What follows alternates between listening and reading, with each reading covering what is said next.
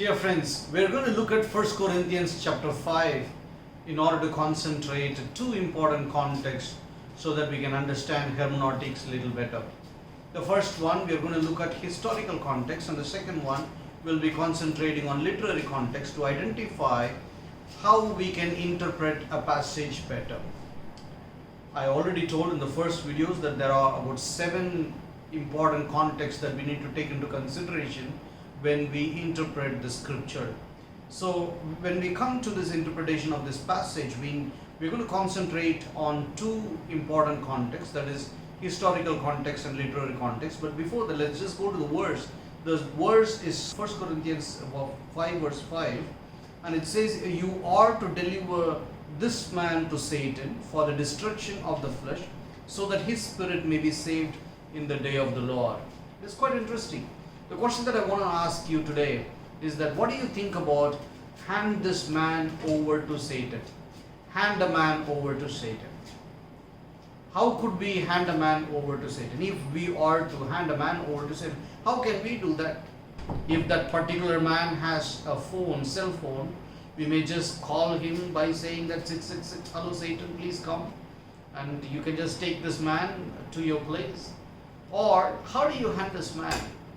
Should we just have, lay the Bible on his head, or we may have to pour some holy water on a person? How do you hand this man over to Satan? So this is the question that we will be dwelling on for the next few minutes. Here, if you notice this verse is a very interesting verse where Paul is the author of this book, and Paul is saying, you are to deliver this man to Satan. You, in the sense, the church, he is writing to the people in Corinth, and so he is writing to the Corinthian church believers, and he is saying, you are to hand this man over to Satan for the destruction of the flesh, and so that his spirit may be saved. So the spiritual act that we see here is this, that his flesh will be saved and then spirit will be saved. And these are the concentration usually that we have when we read a passage. But the interesting point here is this: Paul is saying that this man, or one particular man, should be handed over to Satan. So when we look at all these things, the historical context is very, very important. The author, who is Paul, is writing to the Corinthian believers, and so he is talking about one particular man who should be delivered to Satan. So this is the whole theme that we have at present. But when we look at this one important principle that I talked about in the previous videos is that when you don't understand a word or a verse, please read few verses before and few verses later. You don't have to go to Galatians, you don't have to go to Matthew, but concentrate on this particular passage and read few verses before and read few verses later in order to understand what the author is trying to say. And another important principle that we saw in the second video is that identify the section. Identify the section, and a section deals with a particular theme or a particular subject in the section. In one section, you will have one primary thing that is dealt with. So here in this passage, we have one particular problem of the church is being dealt with. So Paul is dealing with several problems in the church of the Corinth in the book called 1 Corinthians. He is talking about it from chapter 1 onwards, and he is talking about it until chapter 16. He is talking about problems after problem after problem. So as we see in chapter 5 verse 5, Paul is addressing one particular problem, and then later on he is moving on to deal with another problem in the next few chapters later on. So we may have to identify where this whole subject begins and where this whole subject ends. And if you notice it, I'll just give you a clue. If you notice it, Paul talks about one particular problem for 4 chapters. Chapter 1 to end of chapter 4, he is talking about this one particular problem. And the beginning of this problem is there in verse 11. I will just read with you verse 11 and verse 12. And here Paul says that, "For it has been reported to me by Chloe's people that there is quarreling among you, my brothers. What I mean is that each one of you says that I follow Paul, I follow Apollos, or I follow Cephas, or I follow Christ. So the problem that we find in this church, which is dealt with in chapters 1 to 4, is division. Paul identifies a major problem in the church. He says, you have divisions in your church, and among you, few people are saying that you follow Paul, you follow Apollos, and you follow Peter, and you follow Christ. So 4 groups are there. So Paul is just coming and saying that you should not have divisions. If you read the last few verses of chapter 4, and we see that Paul is going on and saying that you don't have any other father. I am the only father, and you have to accept me as the father. So he is still dealing with himself and the leadership crisis that he identifies in the church. So we have to use, or we have to place chapter 4 along with the other 3 chapters, and we will just club all these 4 chapters where all of them are dealing with one particular problem of the church, which is called division. So in chapter 5 onwards, Paul is dealing with one particular issue. If you notice what is there in verse 5:1, chapter 5:1, and we see this one, he is saying it is actually reported that there is sexual immorality among you, and of a kind that is not even tolerated even among the pagans. So Paul is saying you have sexual immorality in your church, which is not even found among the pagans. So he's talking about this one, and then he goes on to say, for a man has his father's wife. And so he's talking about this particular man and who is having sexual relationship with his father's wife. And so he's talking about this particular problem, and it is identified in verse 1. And I think that he is talking about this particular problem the whole chapter. And if you notice chapter 6 verse 1, an interesting change of topic is there, and where we see the topic is changed by reading this one. I will just read for you. When one of you has a grievance or a lawsuit against another, does he dare to go to law before the unrighteous instead of the saints? So the problem that Paul is addressing in chapter 6, in the first part of chapter 6, is that he is saying, when you have a lawsuit, when you have a problem, why do you go to the court elsewhere? Why do you have to take it to the secular people, non-Christian people, to deal with the problem elsewhere? Why don't you deal with the problem within the church itself? So the issue there is quite serious. So Paul is saying, don't take the problems of the church to the court, but deal with it within the church itself. So this is the concentration we see in chapter 6. So I believe chapter 6 need not be included with the chapter 5.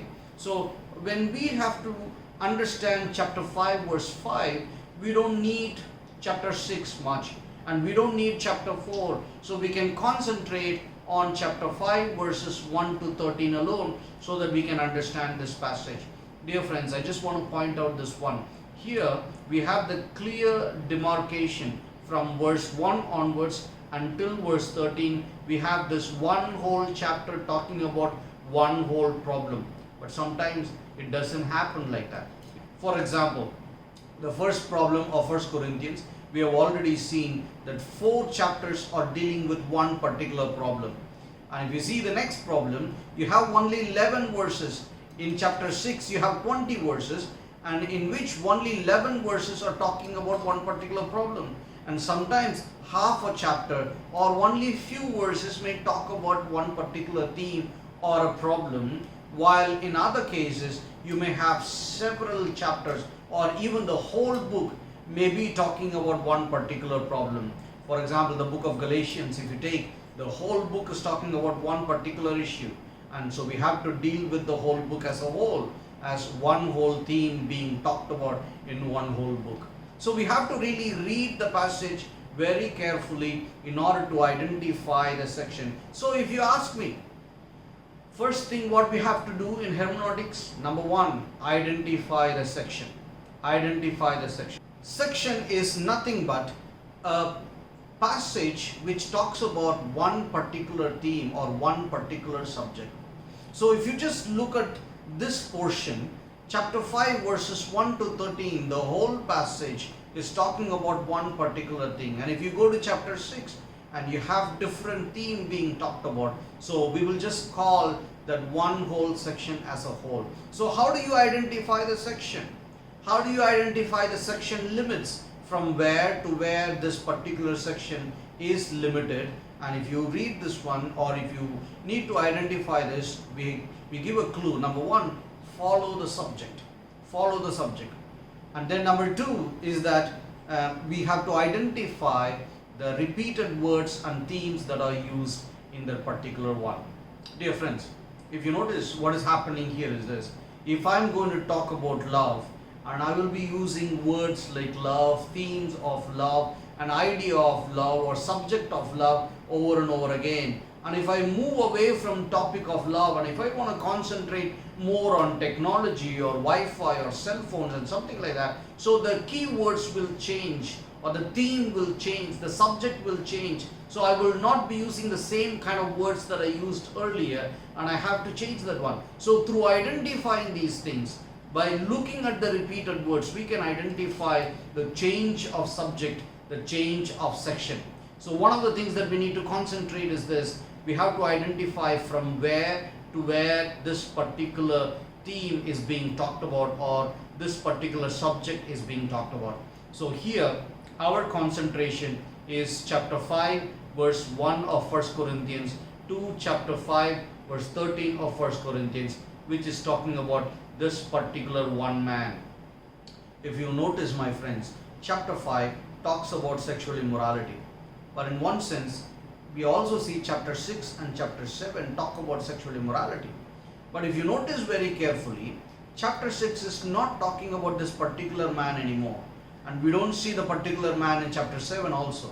So in that sense, though that we have a broader theme which can engulf with chapter 6 and chapter 7, we don't have to put them together, simply because it is a different kind of sexual immorality we see in chapter 6 and chapter 7. For example, in chapter 6 verses 12 to 20, we see that when Paul is talking about prostitution, which is not involving this particular man, so we have to change the topic, change the theme, and we can remove that one from this particular section. So this particular section begins from verse 1 onwards and it ends by verse 13. I mean, any passage you take, dear friends, any passage you take, you can take from Old Testament stories, narratives, or even gospel. You can take any passage, you can just identify from where to where this particular theme is moving, or the story begins and ends, and we have to identify that one. So it will help us really well in identifying this. See, one of the major reasons why we do this is this. This will avoid us from reading the Bible by concentrating only on certain verses. Though the verse numbering is very helpful for us, but this verse numbering also makes us to read these verses as if they are self-contained magical words which are there as small pithy sentences which has all the important messages engulfed in it. In order for us to understand a particular verse, we have to understand the whole passage, the whole section, and then only we can identify this one. Here we have a passage, and hand this man over to Satan, or deliver this man over to Satan. It's a complex statement. How do we understand this one? And let's go on to identify this one. As I told earlier, in the historical context, one of the important things that we have to notice is that it is Paul who is writing to the Corinthians. And as Paul is writing to the Corinthians, he is identifying one problem of the church which involves one man who has sinned. And so he's talking about that particular man. So let's go from verse 1 onwards in order to identify what Paul is trying to say. So as I told earlier, in order to understand one word or one verse, we may have to read the whole passage. So that's what we are going to do. Please journey with me. Please travel with me. Let's read this passage together and understand this passage better.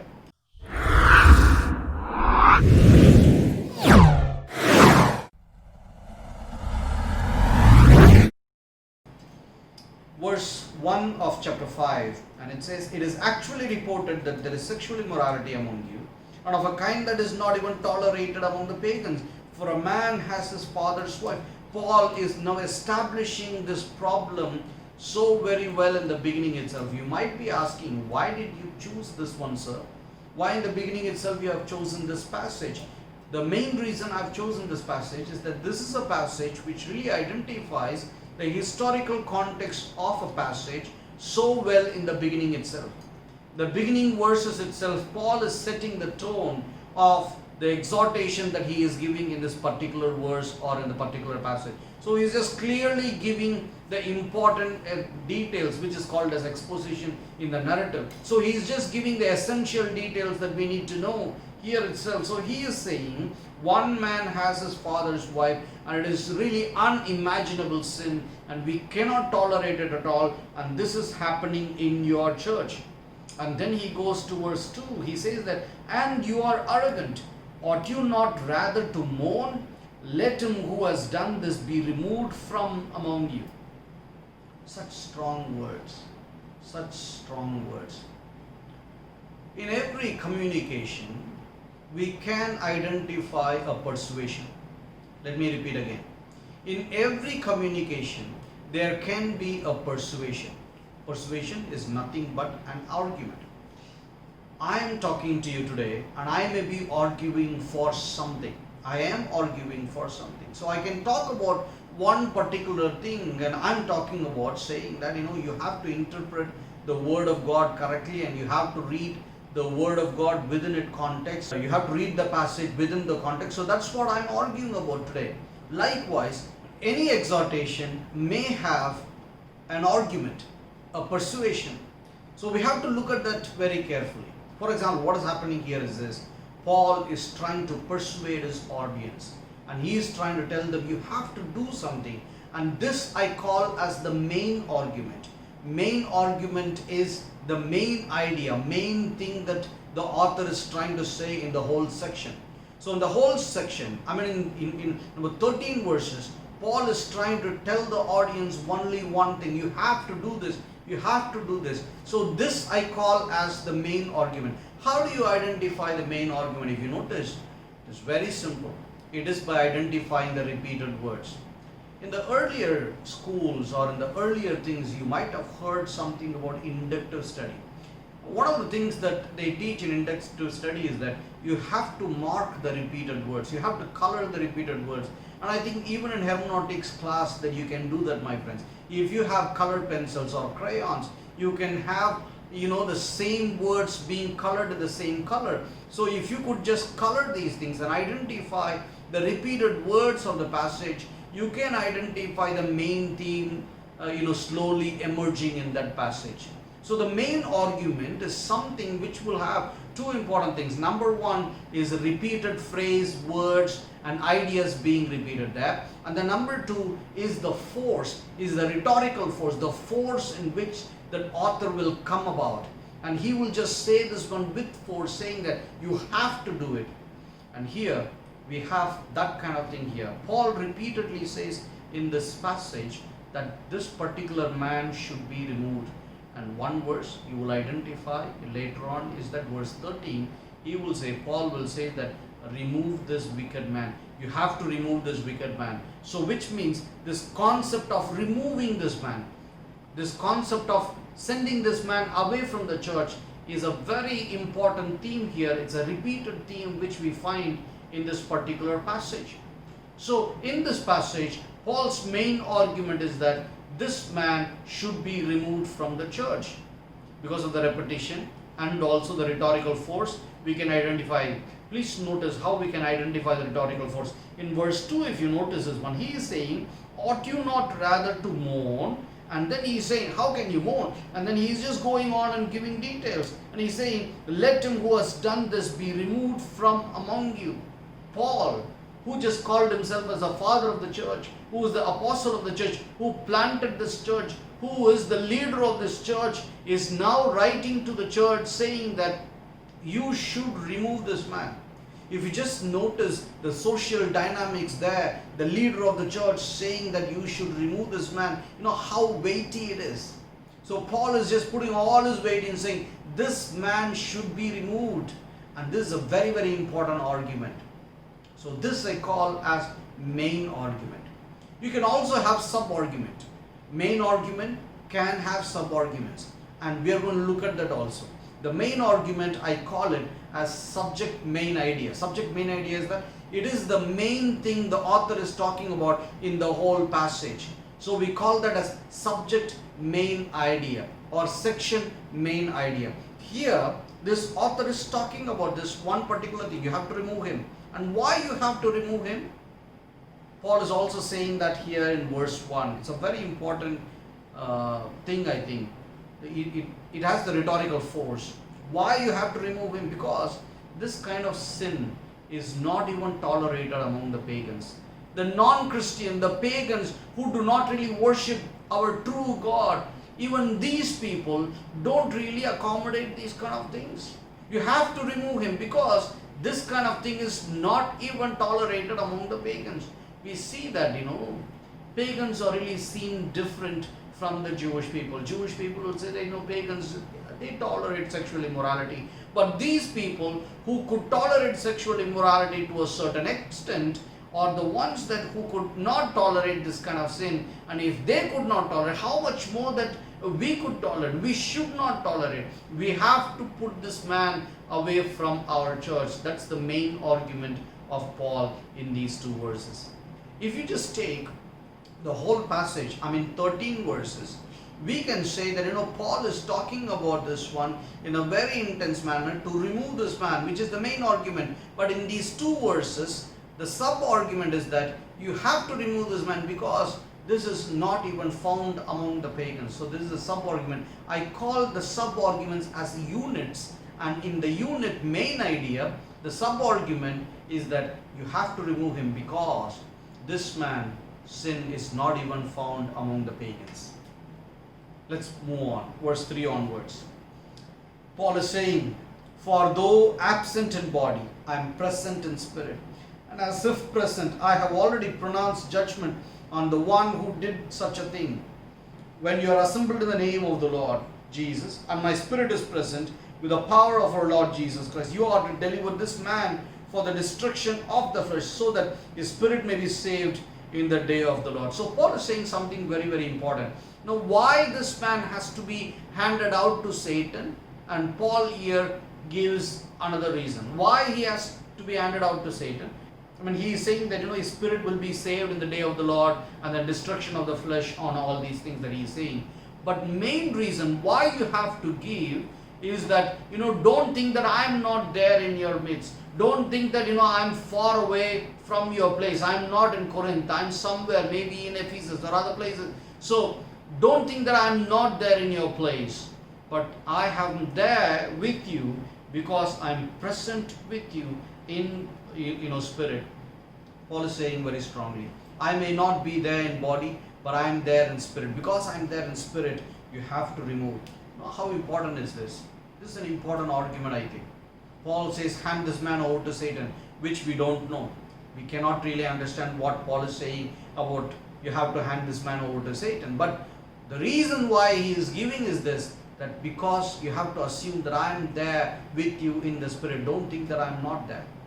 Paul already had written a letter. He is talking about this later on in few verses later. So he is saying that I have written a letter to you already. Don't assume that I am not there in your midst. And when you gather together, I am also there in your midst in spirit.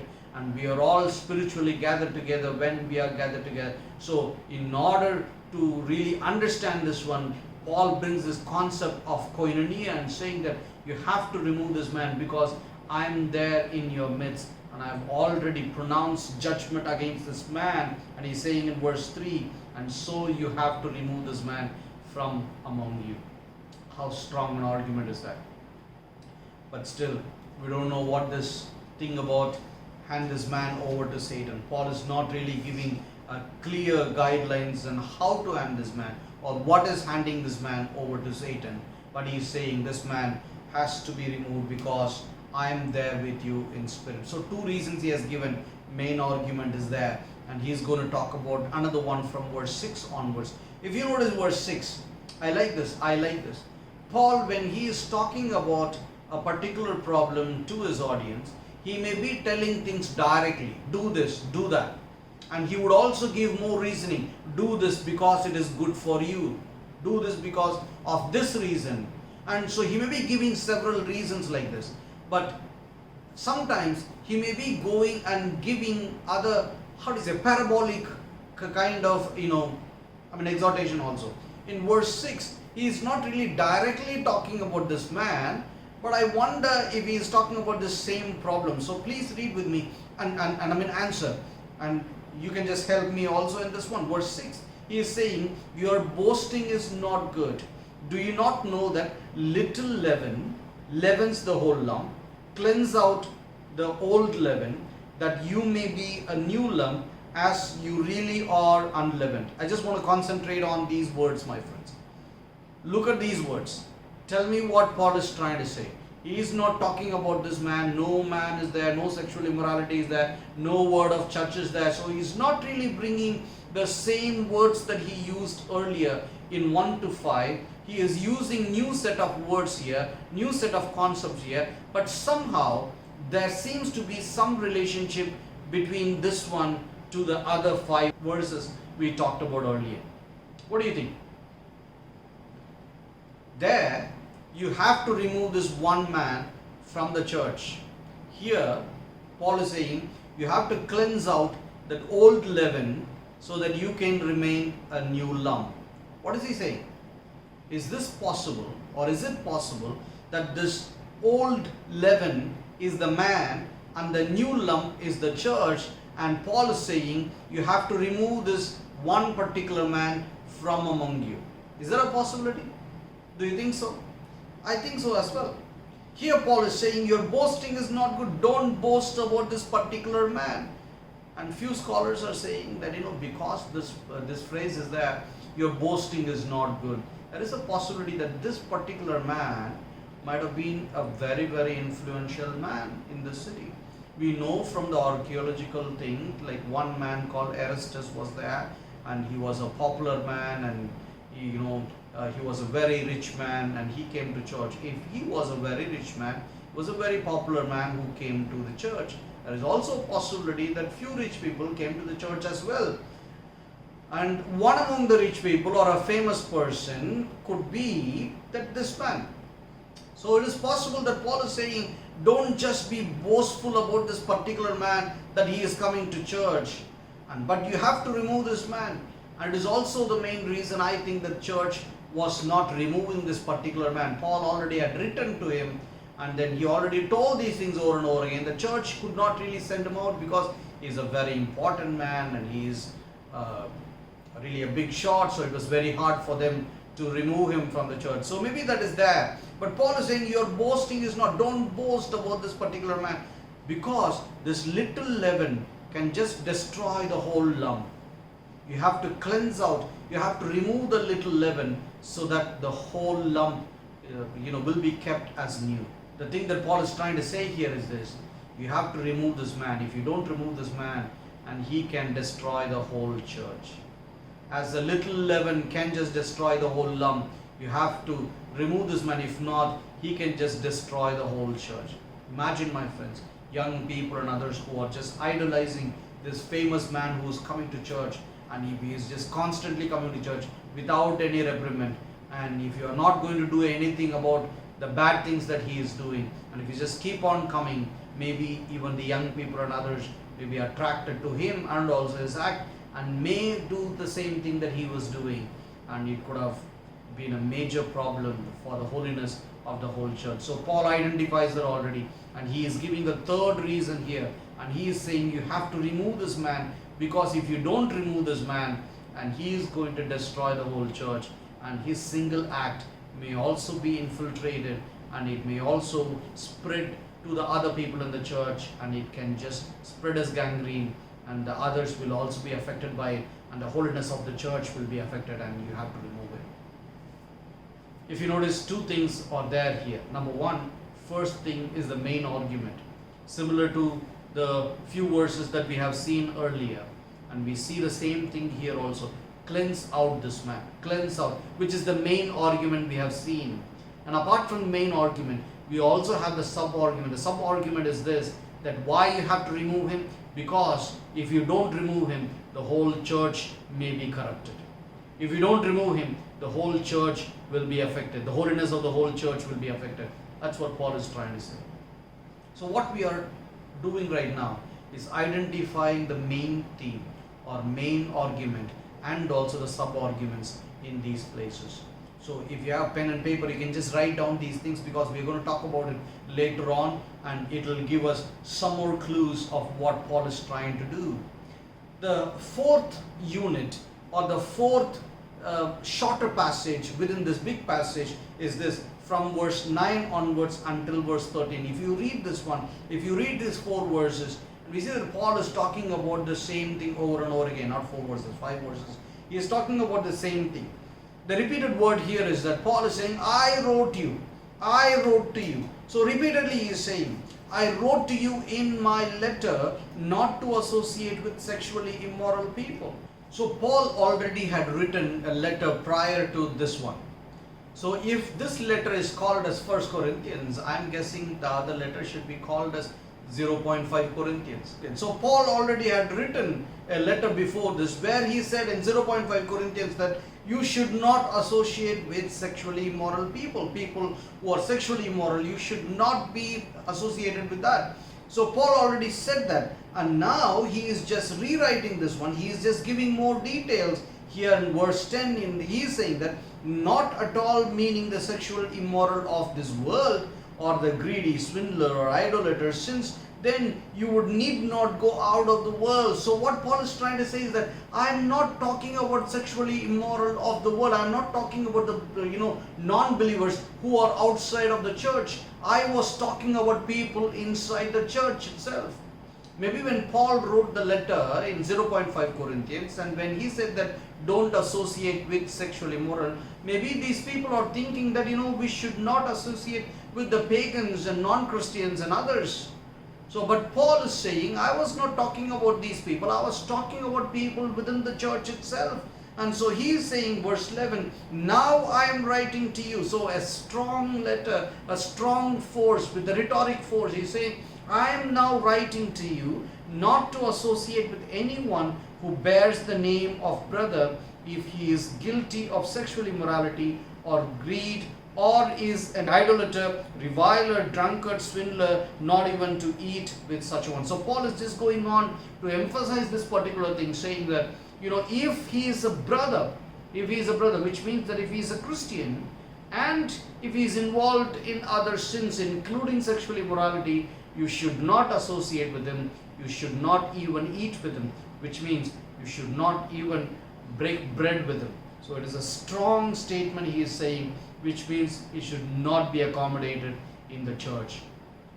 So verse 12, he goes on to say that, for what I have to do with judging outsiders, is it not those inside the church whom you are to judge? God judges those outside. And then he is just giving his main argument, a main theme. He is saying, purge the evil person from among you. Remove the evil person from among you. A very strong statement, and he is just ending the whole passage with a bang, and the thing that he wanted to talk about, and he is just repeating, saying, remove the man from among you.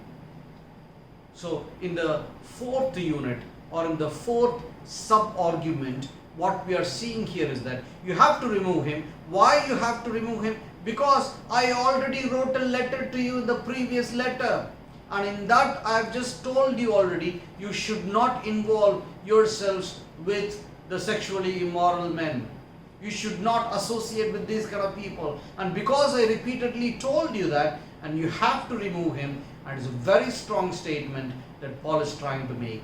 And he is just ending the whole passage by saying, remove the man, or remove the wicked man from among you. Remove the wicked man from the church. So the main argument we see from verse 1 to verse 13 is this: you have to remove the man who is involved in sexual immorality, which is not even found among the pagans. And this kind of sin is very, very, bad.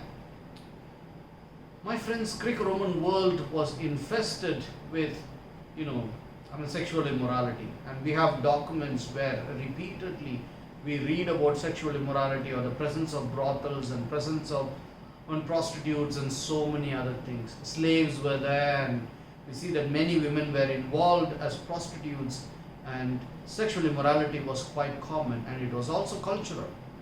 But in that world, Paul is saying you should not involve with this kind of particular man, because this is quite extreme, this cannot be accommodated in the church. And Paul repeatedly says you have to remove this man.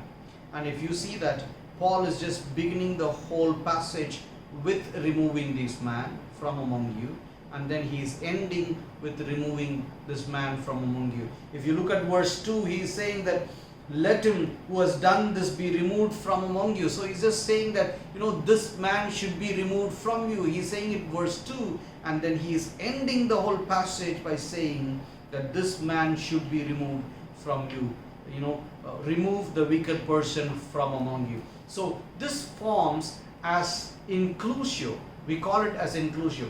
Inclusio is nothing but you start with something and you end with something, and you would talk about other things in between. The same thing you talked about in the beginning, you would also end it, and in between you will talk about many things. I call this as a sandwich literary technique. Sandwich literary technique, where you have a bread there and then you have a bread underneath, and you may have hamburger in between. So likewise, we have something here, and the same thing, remove this man from among you, remove this man from among you in verse 2 and verse 13, and in between Paul is talking about other things. A beautiful structure of inclusio, in which Paul is just trying to point out the importance. See, in those days they did not have this what we call it, Microsoft Word or other things, and they did not have this facility of making it in bold or like making it in italics and other ways to really show that this is very, very important. One way that they can show is by identifying with this sandwich technique or the inclusio technique, by showing it with repetition also. And here the same idea of removing this one is repeated over and over again. I'll just point out to you. In verse 2, Paul said that remove this man. And then in verse 7, he is saying that you have to clean out the old leaven. And then verse 9, he is saying that I wrote to you not to associate with immoral people. And verse 11, he says that you should not associate with anyone who is so-called brother who is sexually immoral. And then he is saying in verse 13, remove the wicked man from among you. So over and over again, repeatedly, at least 5-6 places, Paul repeatedly says, you have to remove this man. And this is the main argument of this passage. So let me just go back this theme again. What do you think is Paul saying by saying that, hand this man over to Satan? When Paul said, he told the church saying, hand this man over to Satan, or you have to deliver this man over to Satan. So what is he trying to say? How do you do it? How could you deliver this man to Satan? Should you press 666 and then call Satan? Hello Satan, please come and pick this man up. We cannot.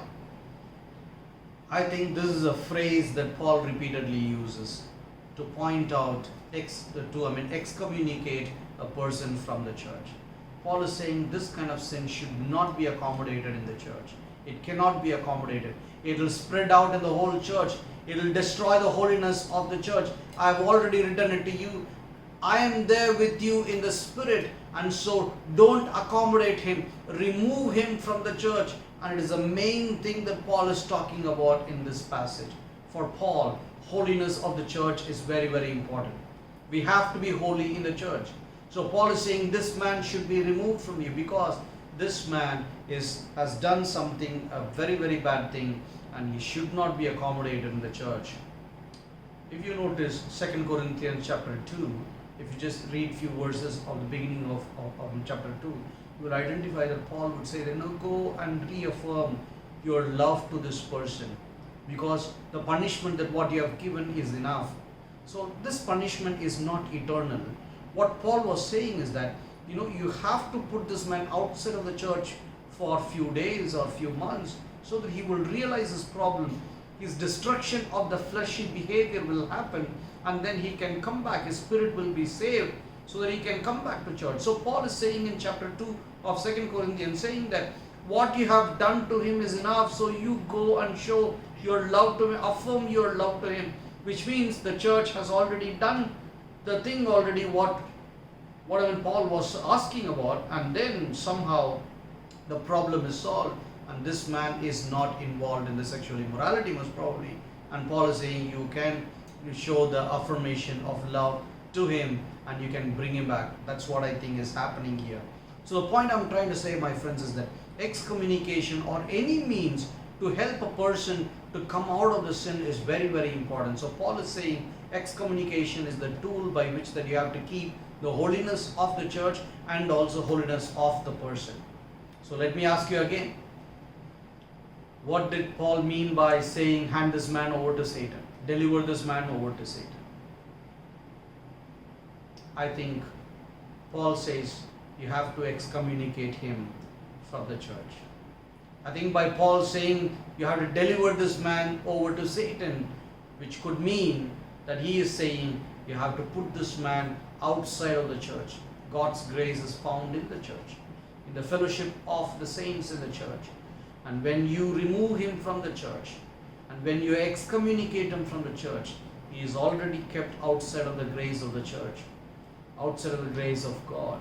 And so he falls into the realm of Satan. And so Paul just saying in a metaphoric sense that by handing this person over to Satan, you are keeping him outside of the church.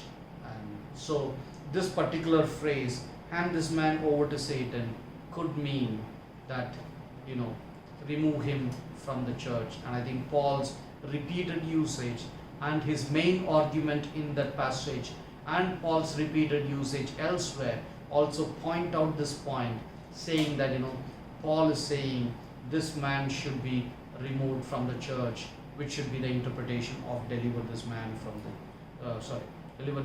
to Satan. So few of the principles that we saw about hermeneutics is that number one, first thing that we saw was that identify the section. And how do you identify the section? Identify section limit. And identifying section limit is that from where to where this particular passage is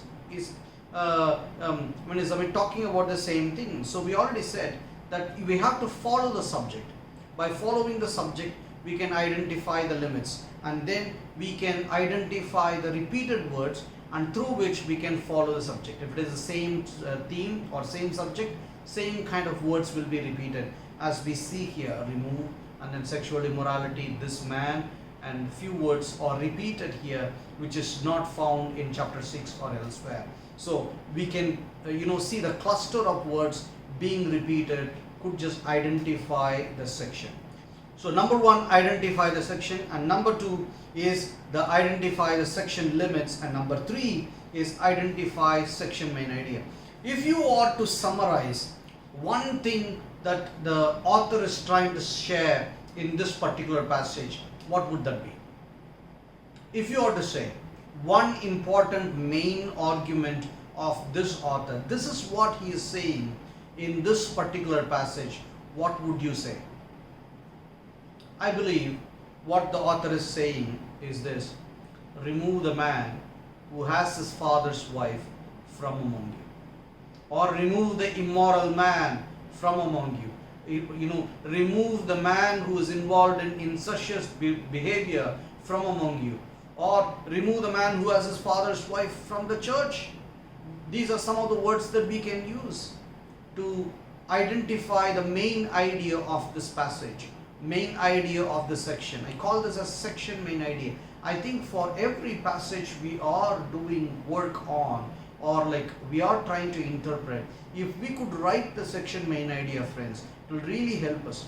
It will help us to identify the important theme of the author, and even though this is not your concentration, this may not be your concentration, but it will help us to figure out what the author is trying to say in the whole passage, so that we can figure out the other minute detail that we need to understand in that particular passage. So every passage that we are dealing with, we may have to identify the main theme the author is trying to say. It will help us.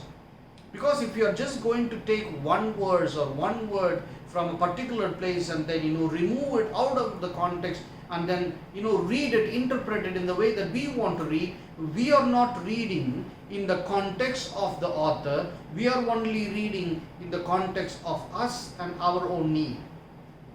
That can be very, very dangerous. So what we have done here, my friends, is that we have situated the whole passage in the historical context of Paul's writing to the Corinthians and the problem of the Corinthians and the issues of the Corinthians and how Paul is writing. The whole context is placed in the historical context of the book, and we are identifying what the author had meant to his audience, his own real audience. So one of the things that we need to do in identifying this is author intended meaning. What the author would have meant by writing all these things. So this phrase is very, very important. Author intended meaning. And when we are identifying author intended meaning, we have to identify that section main idea. Section main idea is the author intended main idea that is there in that particular section. So in the 13 verses, Paul is talking about only one thing. He is saying, remove the man who has his father's wife from among you. So I can give you a few clues on how to write. Number one, write in the way that the author would say it. Don't write it in the way that you would write. In the sense, don't write it as if that you are just writing, he says, or, the idea is, you don't have to say all these things. Just say it as if what the author would say. For example, the way that I put it is that, remove the man who has his father's wife from among you. So you can just write as if the author himself would say. So you can just put it like that. And then number two, summarize the main idea of the section. If you notice, my friends, we have 13 verses. We have so many words. We have so many ideas. But we have to identify the main idea and summarize them and make it as a concise one in order to just write the one main idea the author is trying to say. Summarize it. And then the third one is use the repeated words in order to form that section main idea. Use the repeated words, it's already there, and use those words in order to form that section main idea. If you notice, what I said is that remove the man who has his father's wife from among you, and all these words are already there in the passage, and we are just taking them out and then placing them to summarize what Paul is trying to say. So use those repeated words, and we have seen this one, number one, say it as if the author would say it, and then number two, summarize everything, and then number three, use the repeated words that are already there in the passage. Fourth one, we are going to the principles. Fourth one is that identify the unit limits. We have talked about the main argument in these 13 verses, but not just that, we have to move on to the sub-arguments. Sub-arguments are placed in smaller units. And if you notice, I've read the whole passage, and as I was reading this one, I had four smaller units by which that I read the whole passage. If you notice, 1 to 2, and then 3 to 5, 6 to 8, and then 9 to 13. So we have 4 units there where we see, though the main idea of removing the man is there, but the reasons why Paul is saying you have to remove him are different. Let me repeat again. In all the 4 units, the main argument is the same, the main idea is the same. You have to remove the man from among you is there, but why you have to remove him was different in these 4 units. So number one, Paul is saying you have to remove this man, which is the main argument, but the sub-arguments are changing. Why you have to remove him are changing in these passages. So in verses 1 to 2, Paul is saying you have to remove this man from the church because it is not even found among the pagans. It's a very, very strong argument. Paul is saying, this kind of sin is not even found among the pagans. How can you tolerate it in your church? You should not tolerate. You have to remove him. And it's a very, very important point that he is saying. And it would have really struck the core of the believers. I think it's a very, very important thing. So we place that as the first unit or first sub-argument. The way I write it like this, my friends. You already have the main argument, and which is the section main idea. And the unit main ideas, what you are writing, should begin by saying because this unit main idea is the continuation of the section main idea. This unit main idea is beginning, or it's just continuing from the section main idea. So section main idea said that remove this man from among you, and this unit main idea should give the sub-argument because that this kind of sin is not even found among the pagans. So that is the sub-argument we have. So second unit, I've already said, it is from verse 3 to 5. And in this one, Paul is saying, hand this man over to Satan or remove this man from the church because I've already judged him and I have decided to deliver such a man to Satan.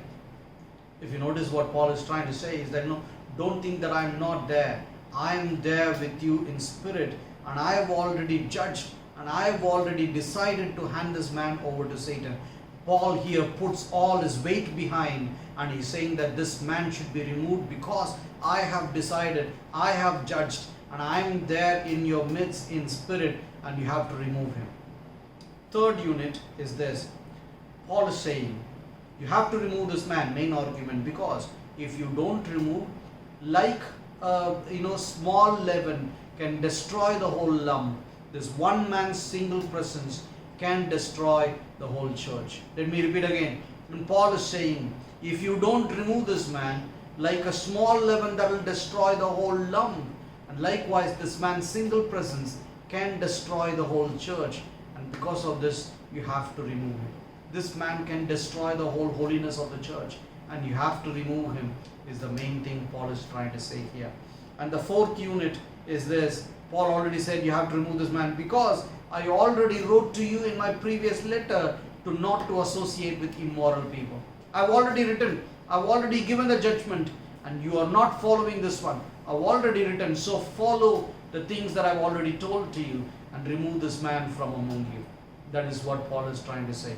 So I will just have the slide in front of you. If you just look at your screen, and you will identify the screen and where you will see the section main idea as the main argument on top, and you will see also the 4 sub-arguments there where Paul is trying to argue, and he is trying to exhort to the people, saying that remove the man who has his father's wife, the kind of sin that we have not seen anywhere, and you have to remove this man. And he is strongly talking about this one over and over again, repeatedly in this passage, and he is giving sub-argument as well. Number one, first reason he is giving is that you have to remove him because this kind of sin is not even found among the pagans.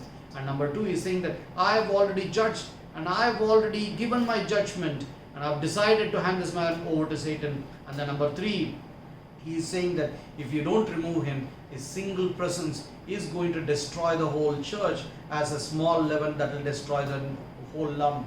And in the fourth unit, he is just going on to say that, I already have written to you a letter in which I told you not to associate with the immoral people, and likewise I'm telling you right now, you have to remove him because he should not be accommodated. You should not really associate with him. Remove the man from among you.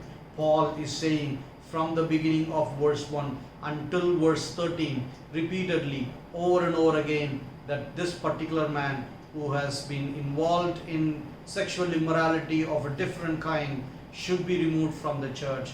And we also need to understand this passage in this light. Instead of focusing on a microscopic way, removing the main theme of the whole passage, we may end up in a very erroneous interpretation, and we have to be very careful.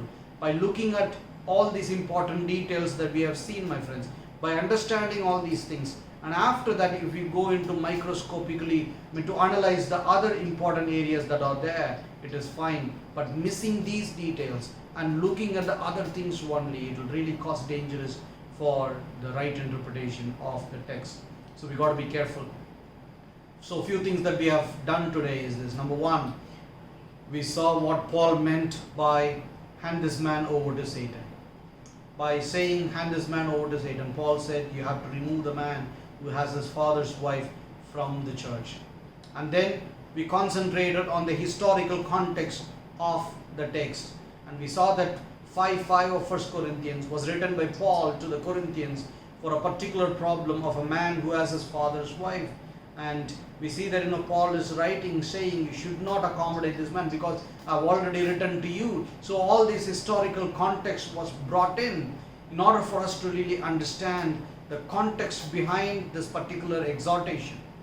And apart from that, we also have seen something interesting here. And we see that, we have the literary context as well. Paul has written this, whole passage in a beautiful structure where he has this inclusio, or what I call as the sandwich literary technique, by which that he had identified the important things. Remove the man from among you.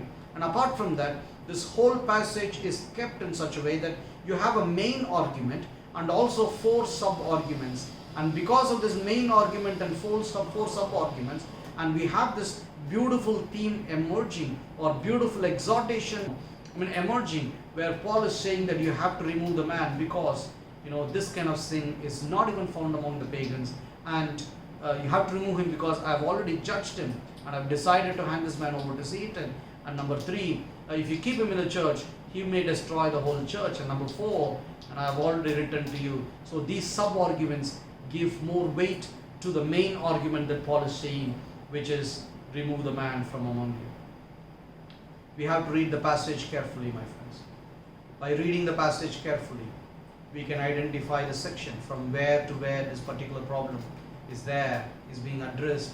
And then when we read those things in that way, and then carefully analyzing what the author is trying to say, and follow the subject and identify the key words and repeated words, and reading it in the context, in the literary context and historical context, we can get more out of the passage, and it can be helpful for us. One important theme I want to leave with from this video is this: holiness is very, very important for Paul. Holiness is very important for God, and we have to keep ourselves holy, and we have to keep our church holy.